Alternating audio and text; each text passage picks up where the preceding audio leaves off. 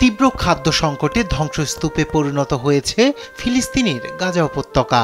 একসময় প্রাণবন্ত ঘরবাড়ি, ব্যস্ত বাজার, শিশুদের কলতানি মুখরিত গলিপথ সবকিছুই এখন নিস্তব্ধ।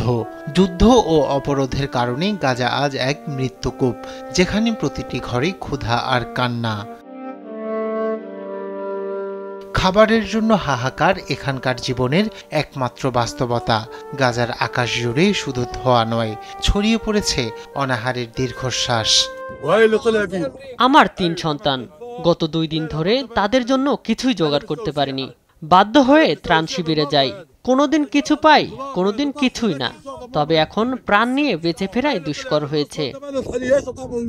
এদিকে জাতিসংঘের ফিলিস্তিন বিষয়ক মানবাধিকার অফিস জানিয়েছে, শুধুমাত্র বেঁচে থাকার খাবার আনতে গিয়ে প্রাণ হারিয়েছেন ১,৩৭৩ ফিলিস্তিনি। বিতর্কিত গাজা মানবিক ফাউন্ডেশনের ত্রাণ কেন্দ্রগুলোতে খাবারের আশায় গিয়ে প্রাণ হারিয়েছেন তারা, যার মধ্যে বেশিরভাগকেই গুলি করে হত্যা করেছে দখলদার ইসরায়েলি সেনারা।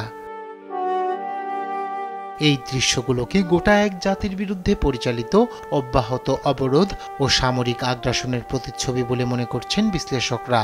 আর একে মনুষ্যশ্রেষ্ঠ দুর্ভিক্ষ বলে আখ্যা দিয়েছে জাতিসংঘ ও বিভিন্ন আন্তর্জাতিক মানবাধিকার সংস্থা।